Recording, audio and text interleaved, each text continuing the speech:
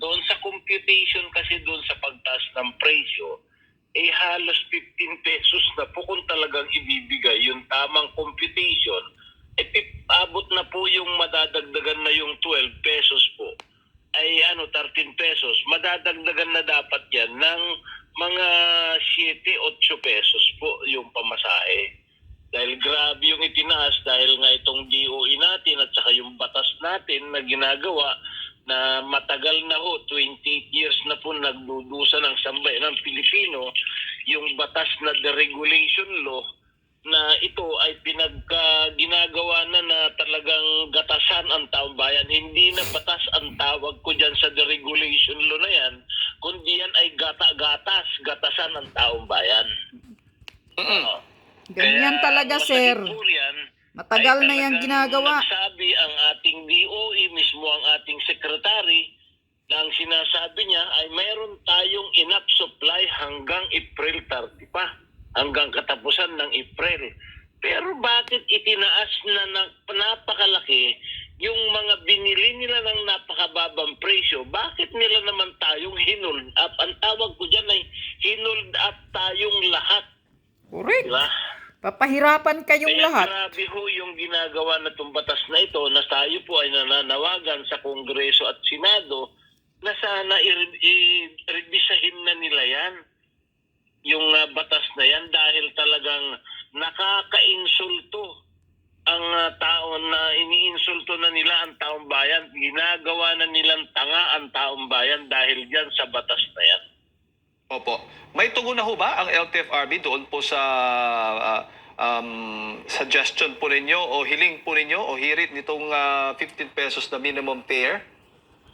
Alam nyo, Sir Jay, sa totoo lang, dahil alam natin na mayroon ng ipinasa na ito po ay permado yung MC ng panahon pa ni Chairman Del Granong, siya pa ang chairman ng ating LTFRB.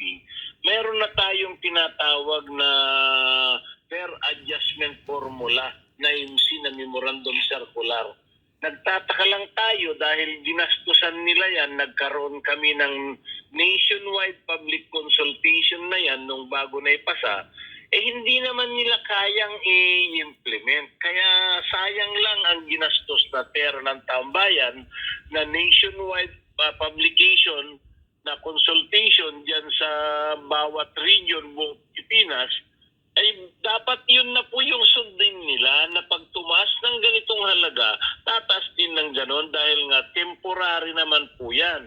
At ang aming kahilingan at kami sumusuporta sa ating kagalang-galang na Pangulo na siya mismo nagdeklara na dapat ay isuspend muna yung batas na excise tax dahil sa isang produkto ay tatlo ang buwis natin.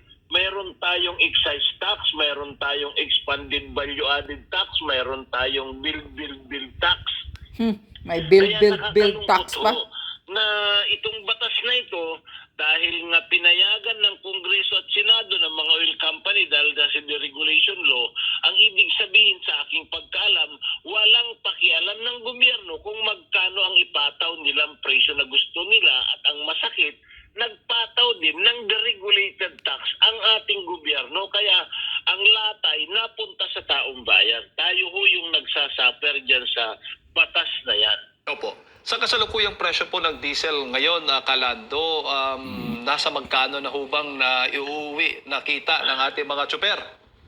Yan nga po ang nakaka-insulto dahil sa deregulation law ay wala hong mayroon po yung pinagkargahan namin doon sa La Union dahil kararating ko lang kagabi na galing La Union ay 67 yung natandaan ko, kaya doon ako nagkarga nung pabalik ako. Yun naman iba, mayroong 86, mayroon pong 96 na Baguio, mayroon pong napakataas ho na buwis na nangyayari. Kaya unang-una, hindi lang buwis kundi yung presyo, talagang grabe na kagaya ngayon. Bukas, ang taas daw nila 17 to 22 pesos per liter na naman ng itataas. Grabe. So ganun baka itong DOE na bilang sa akin, diretsahan na natin. Spokesperson ng oil company, itong DOE, sila yung nagpapaayag ng presyo. nakakalungkot dahil nga ang gobyerno ng DOE ay talagang katuwiran nila ay wala kaming magawa dahil nga deregulation law. Bakit sila pa ang tagapagsalita? Sila pa nangangatuwiran kung ano dapat ikatuwiran ng mga oil company. Sila na ang nagpapabricate kung anong ikakatuwiran nila kahit nung hindi pa naging crisis itong fuel natin. Opo, average lang po, Kalando, para lang din sa kaalaman ng ating mga kababayan. Nasa magkano na po ang kinikita ng ating mga tsuper mula sa kanilang pamamasada? Sa kinikita sa ngayon ho, doon sa ating mga talagang kung hindi mabuti na lang dahil yung mga ibang operator driver at operator na nagpapalabas ng kanilang mga jeepney, ay sila din ay nagkusa rin na nagbaba, nagsalubong na lang. Kung magkano ang matira, pinaghahatian na lang ng driver at operator. Kagaya nga diyan sa Mandaluyong, sabi nga sa akin ng aking Federation President, meron pa nga daw yung sagad na nabiyahe nila hanggang gabi. Tag-400 lang daw. Mayroon pang 300 sila na maghati na lang doon sa operator at saka driver. So gaano kahirap yung mangyayari? 300 nangungupahan ka, meron kang 3 anak na lang. Paano mabubuhay yan? Kaya itong binibigay na band-aid solution ng ating gobyerno na subsidy, malaki din bagay na makakatulong. Kaya lang ho, talagang ang sinisisi ko dito, yung batas na ginawang gatas na gatasan ng taong bayan. Yan deregulation law na 28 years na po ngayon, na hanggang ngayon ay nagdudusa tayo dahil alam naman natin lahat sa buong mundo, buong Pilipinas, ang susi ng ating ekonomiya ay fuel, di ba po? So, yan ho yung nakakalungkot na walang magawa rin ng ating presidente dahil nga unang-una, yung batas, kung siya naman ang magdeklara na tanggalin niya kagad yung excess tax, baka impeachable naman si presidente dahil nga may batas na umiiral. Kaya yan ho ay nakikiusap ang presidente dahil alam mo naman ang labanan sa Kongreso at Senado.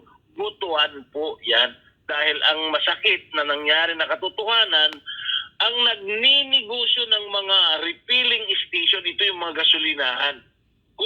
Nung naipasa yung batas, kung hindi ka mag-anak ni congressman ang may-ari ng gasolinahan, kamag-anak ni senador ang may-ari. Ganun po. Opo.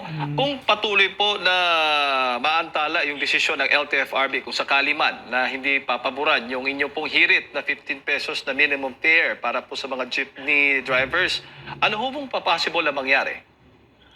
Itong araw na to ho ay sisikapin namin dahil na-approve na po yung bus na ordinary, ay kaparehas naman po namin ng ordinary na fare, ay siguro talagang isasabay na namin. Anyway, yan lang po ang ipapakita ko sa inyo.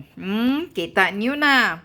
Ngayon, nagsisimula na kayong lahat na magreklamo sa price sa petrol, diesel, o kung ano-ano pa dyan, crudo. Kulang pa yan, sir.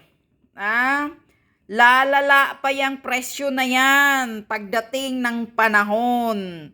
Dahil akala nyo titigil itong gyera sa Iran, doon sa Middle East? Hindi po. Tatagal po yung gira na yan sa Middle East dahil matalino ang Iran.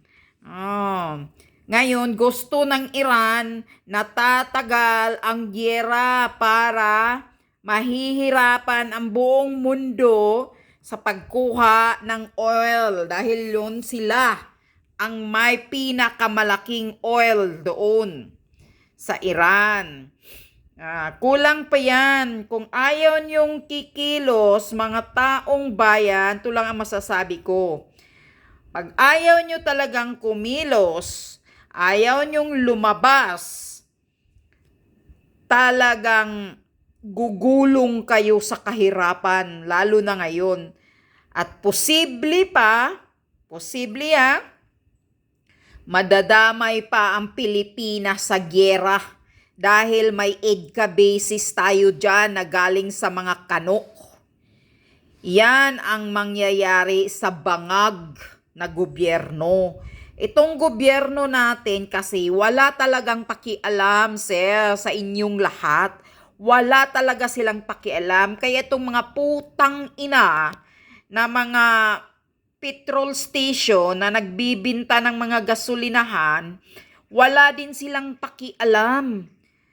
Kanya-kanya din silang nagsitaasan ng presyo kahit yung mga binibili nilang stock na petrolyo ay mura pa. Mayroon nga sa na nagpo-post sa social media sa Facebook. Isinawalat ng isang trabahador doon sa petrol station. Na tinatago daw muna nila yung mga gasolina, yung mga krudo. Pagdating ng pagpalabas nila niyan, pagbinta nila, taas agad. Dahil daw, binili nila ng mataas, yun pala tinatago yung mga krudo at mga gasolina. Diyan kayo, kanya-kanya lang silang pataasan ng presyo. Dahil nga itong gobyernong ito walang pakialam. Mga inutil. Dahil ang mga may koneksyon dyan, galing kay congressman, sinasabi mo na nga sir galing kay congressman, kay senador, ang mga nagmamay-aring iba dyan. Kaya kung ayaw nyo pang kumilos, hanggang salita lang kayo, ayaw nyong magkaisa, hilain nyo na itong gobyernong walang kwinta, papahirapan talaga kayo hanggang nagumugulong kayo sa kahirapan. Yun. Lalo na ngayon, gera na. Magkaroon na ng gera, mawawala na po tayo ng supply ng gasolina. Darating ang panahon, mawawala na po tayo ng supply ng gasolina. Wag na wag kayong maniniwala sa mga salita ni Bangag. Dahil si Bangag, isang sinungaling na presidente. Mga sinungaling ang mga gobyerno ngayon, ang gobyerno ng Pilipinas. Pinag-uuto lang kayo. Pinanggagago lang kayo. Puro mga sinungaling. Si Marcos Jr. mismo nagsasabi, magtitipid tayo ng oil, ng petrol, magtitipid kayo. Pwede maglakad na lang daw kayo para makatipid ng gasolina o kung ano-anong kabalbalang kaadikan, kabangagan yung pinagsasabi ng Judas. Pero siya, nakuha niya pang lumipad doon sa Amerika. Tingnan nyo kung kaano kayo pinaggagago ng presidente ninyo. Siya mismo hindi nagtitipid, nagparty-party pa nga daw. May party pa nga daw dyan sa Malacanang. At nakuha pang lumipad para mag-attend dito sa United Nations. At anong ginagawa niya? Nag-contribute pa ng ilang milyones. Magkano kaya yung pinasabog ni Atty. Vic Rodriguez? Nag-contribute pa si Marcos Jr. sa United Nations. Pero sa inyo, mga OFW, hindi man lang kayo natulungan, nabigyan ng paraan na kukunin, i-repatriate kayo dyan sa gira sa Middle East. Wala daw siyang magawa dahil sirado daw ang airspace ng lahat ng mga paliparan. Bakit nakarating ka dyan sa United Nations? Putang ina ka, Marcos. Wala ka talagang kwenta. Kaya yun ang matagal ko nang sinasabi. Itong bangag na presidente ninyo, talagang naghihiganti ito sa inyo. Sa nangyayari sa pamilya nila noon na tinataboy sila doon sa Hawaii. Maghihiganti ka, Marcos Jr., sa mga dilawan noon. Kasi sila ang nagtataboy sa inyo.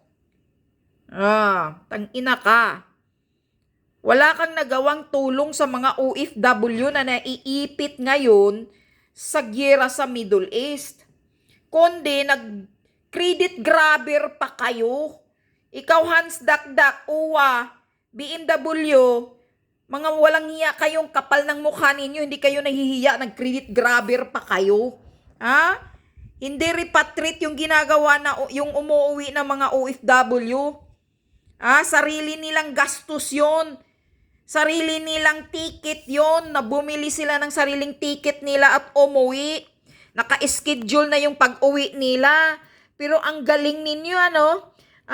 Pasundo-sundo pa kayo sa airport, pa-welcome-welcome pa kayo para mayroon lang kayong pang-optex. Mayroon lang kayong gagamiting panggagago sa taong bayan. Di na booking tuloy kayo. Nang sinasabi nilang hindi gastos ng gobyerno ang pag-uwi nila, hindi repatriation, kundi sarili nilang gastos, sarili nilang bulsa. Di pa ba tinatablan ang sobrang kapal ng mukha ng gobyernong ito? Wala kayong nagawa, wala kayong ginagawa sa mga OFW, wala kayong tulong. Pagdating sa tulong sa mga ordinaryong Pilipino, walang pira, walang budget.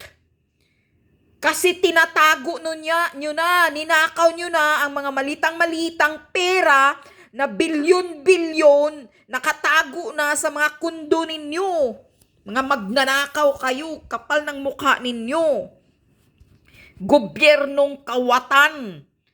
Pagdating sa tulong, ang bunganga ni Marcos Jr., walang pera, walang budget. Ibigay mo yung mga ninakaw ninyo, Marcos. Diba? Nadeliveran ka? Magkanong na-deliver sa'yo? Yung pinasabog ng 18 Marines, pinasabog ni Saldico, 100 billion dineliver sa'yo, Marcos, diba? Yun ang pinasabog ni Saldico at lalo na itong mga Marines, 18 Marines, na sila mismo ang nagdi-deliver sa mga bahay-bahayan ninyo. Kaya wag nyo nang gaguhin ang mga ordinaryong Pilipino. Talagang magnanakaw itong gobyerno mo.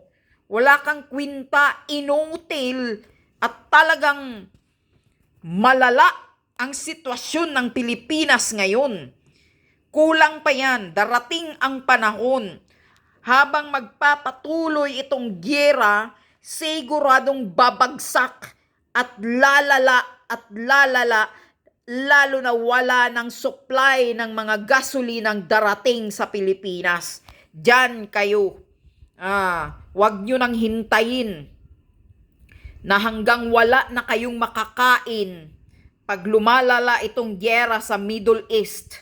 Dahil ang lahat ng mga bilihin, magkanya-kanyang magsitaasa na ang presyo ng lahat ng mga putang inang nagbibinta dyan. Kaya, aywan ko lang sa inyo, pag ayaw nyong kumilos, ayaw nyong kalasin itong gobyernong abusado, walang kwintang magnanakaw pa. Ang pira natin andoon sa kondominium nila nakatago, nakamali.